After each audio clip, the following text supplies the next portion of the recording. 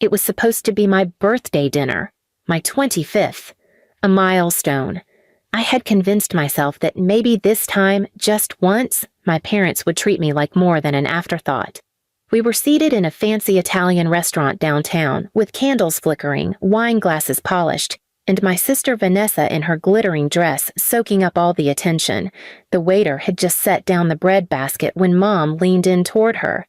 "Vanessa, you shine brighter than anyone else here," she said loudly enough for the entire section of diners to hear. Dad laughed, adding, "She's the reason we came out tonight, our pride and joy." I froze, a lump forming in my throat. "It's my birthday," I whispered. Mom's face twisted with disgust, and before I could blink, she shoved me backward out of my chair. My glass of water toppled, splashing across my lap. Gasps erupted from the surrounding tables. Please subscribe to our channel and tell us in comments from where are you watching this video. "Birthdays don't belong to mistakes," she sneered, her voice sharp enough to cut through the clinking plates and murmurs. "You should be grateful we even let you sit here." The laughter that followed wasn't from strangers. It was from my father. He leaned back in his chair, shaking his head. "Don't cry, kid. Nobody came here for you." Vanessa smirked across the table, her glossy nails tapping against her wine glass. "Honestly, Jessica, you ruin every night you're part of." Heat surged to my cheeks as I scrambled to my feet, fighting the urge to cry. Diners stared, some pitying, some too entertained to look away. My mother waved her hand dismissively. "Go outside. Standing here like some wounded puppy won't change what you are." The maitre d' rushed over, trying to diffuse the scene, but Mom snapped her fingers. "Don't waste your time. She doesn't matter." I stood there in the aisle of that restaurant, humiliated, my knees shaking. Then, as I turned to walk toward the door, I heard a voice. "Ladies and gentlemen, join us in celebrating tonight's birthday guest, Jessica." I stopped cold. The staff had gathered near the kitchen doors, holding a cake with candles. The name Jessica was written in perfect frosting script across the top. My name. The entire restaurant broke into applause.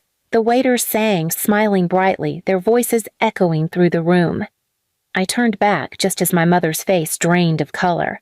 Vanessa choked on her drink. Dad's smirk faltered. For once, the spotlight wasn't on them. It was on me. My humiliation turned into something else that night. Resolve. They thought they had broken me. They had no idea. Because that was the last time they would ever laugh at me without consequence. The applause still echoed in my ears long after the waiters finished singing. The restaurant was alive with clapping, people smiling at me, strangers raising their glasses in my direction, but I wasn't looking at them. I was looking at my family. My mother's lips had tightened into a thin, furious line. My father looked like he wanted to sink under the table. Vanessa's smirk was gone, replaced with something uglier, rage that she wasn't the one being celebrated. For once, the entire room wasn't revolving around her. It was revolving around me. But I didn't smile. Not yet. I took the cake, thanked the staff softly, and blew out the candles, my eyes never leaving my family's faces. That was the exact moment I realized something. Their control over me wasn't real. It only existed because I allowed it. And tonight, they had exposed themselves in front of dozens of witnesses. The same community they craved approval from had seen them shove me, mock me, laugh at me. They thought they could erase it with a sneer or a lie, but not this time. I sat back down, my hands steady, and cut the cake into slices, ignoring Mom's hissing voice. "Sit back down, you're making a fool of yourself." "No," I said clearly, loud enough for the table behind us to hear. "You already did that for me." The table behind us fell silent. My father leaned forward, voice low and sharp. "Don't you dare talk back." I looked him straight in the eye. "Or what? You'll laugh at me some more? Call me a mistake in front of strangers?" His face reddened.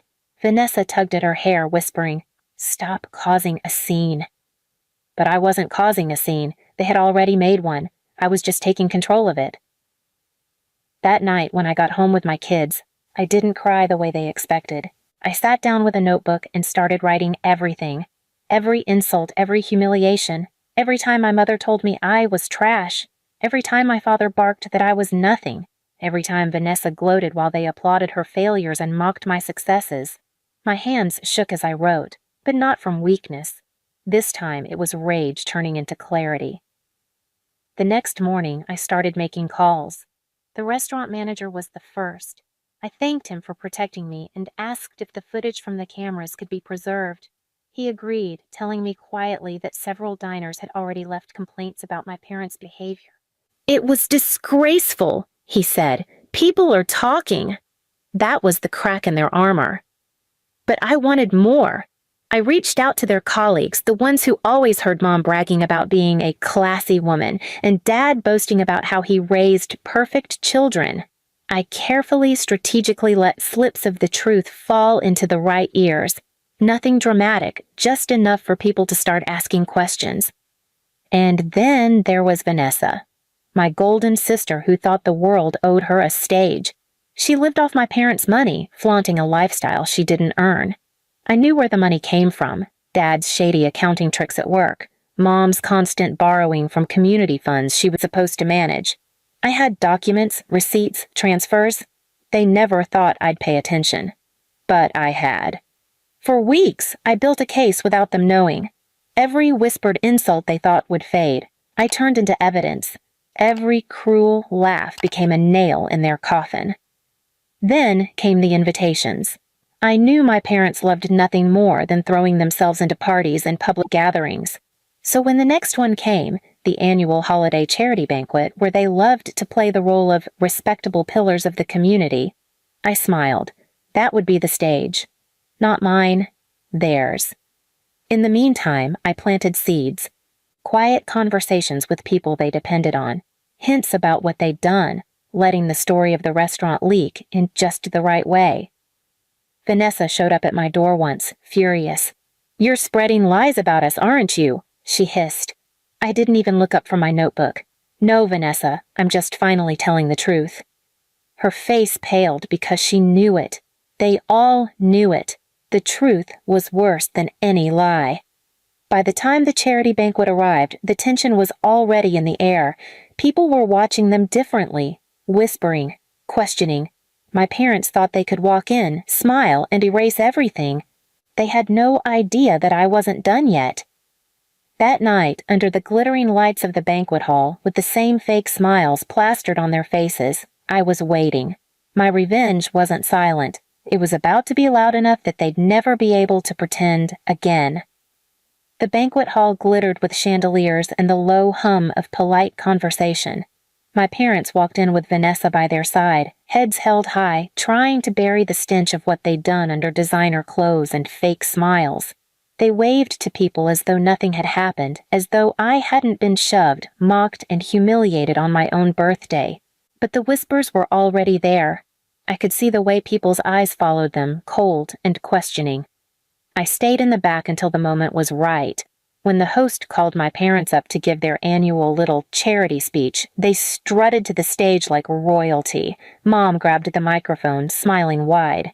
"It's an honor to stand here again as a family devoted to kindness, respect, and tradition." That was my cue.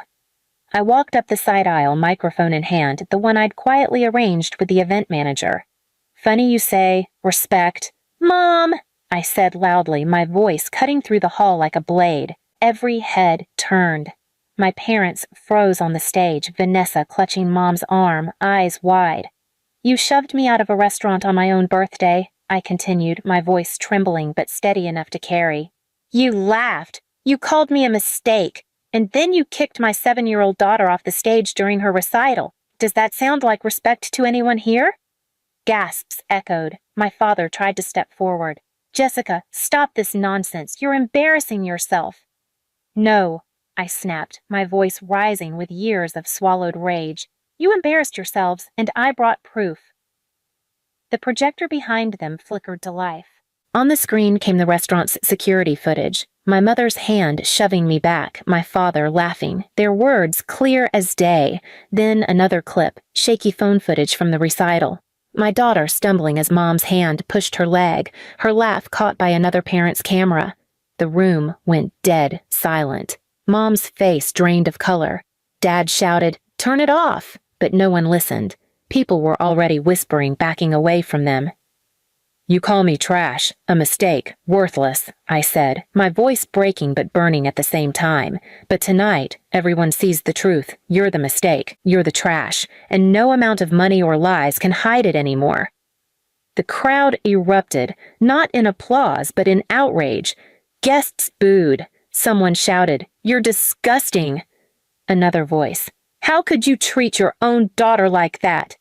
Phones came out. People recorded, posted, shared. Vanessa hissed, "This is your fault, Mom," yanking her arm away. Dad turned on Mom, shouting, "You've ruined us!" The three of them spiraled into chaos right there on stage, their perfect family crumbling in front of the very people whose approval they lived for. I stood there calm, holding my daughter's hand.